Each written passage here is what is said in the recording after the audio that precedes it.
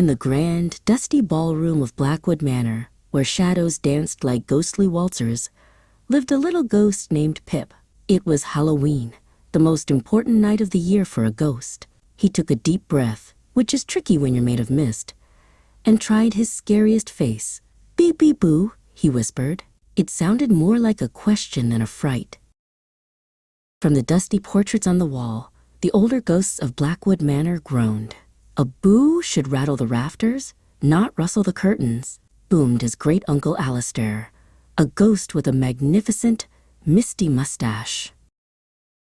Pip's little spirit sank. He wasn't made for rattling or rumbling. With a sad little sigh, he drifted through the cold stone wall of the manor and out into the crisp autumn night. The moon was a bright silver coin in the sky. Below him, the town of Oakhaven twinkled with friendly lights. Pumpkins grinned from every porch, and children dressed as monsters and superheroes scurried from door to door, their laughter echoing in the streets. Pip drifted down towards a quiet little house with a porch swing. Sitting on the swing was a little girl in a ghost costume, much like him, only hers was a white sheet with 2 holes cut out. She wasn't laughing like the other children. Curious, Pip floated closer, hiding behind a large oak tree. He had never been this close to a real person before. He was supposed to scare them, but he didn't feel scary at all. He just felt curious.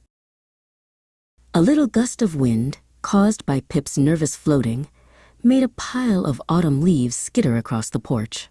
The girl looked up. "Hello?" she called out, her voice small. "Is someone there?" Taking a deep, misty breath, Pip floated out from behind the tree. He gave a tiny, wobbly wave. He expected her to scream and run. But the girl didn't scream. She smiled. "Wow," she said, getting off the swing. "Your costume is amazing. You can float in everything. I'm Lily." "I'm Pip," he whispered. "And it's not a costume." Lily's eyes grew wide, not with fear, but with wonder. "A real ghost? That's the coolest thing I've ever heard. I was feeling lonely because my friends moved away, but now I've met a real ghost." Lily grabbed her candy bucket. "Will you come trick-or-treating with me, Pip?" she asked. Pip had never been trick-or-treating. He nodded eagerly. At the first house, Pip let out a soft woo, which made the grown-up at the door laugh and give Lily extra candy. They went from house to house. Pip would float through mail slots to see if people were home or make jack-o'-lanterns flicker by wiggling his ghostly fingers. For the first time, Pip felt like his ghostly abilities were fun, not frightening. But as they rounded a corner, a cold wind swept through the street. There, blocking their path, were the grim ghosts of Blackwood Manor. "Pip," boomed Great-Uncle Alistair. "What is the meaning of this? You are fraternizing with a human." Aunt Mildred let out a terrifying shriek that made the streetlights flicker. Great-Uncle Alistair rattled invisible chains with a deafening clang. They wanted to scare Lily away. Lily trembled, but she didn't run. She stood right in front of Pip, holding her candy bucket like a shield. "Leave him alone," she shouted. "He's my friend." Seeing his small friend stand up to the scariest ghosts he knew, something inside Pip shifted. He wasn't made for scary boos, but he was made for friendship, and he had to protect his friend. Pip floated in front of Lily. He puffed out his chest and let out the biggest boo of his life. But it wasn't a scary sound.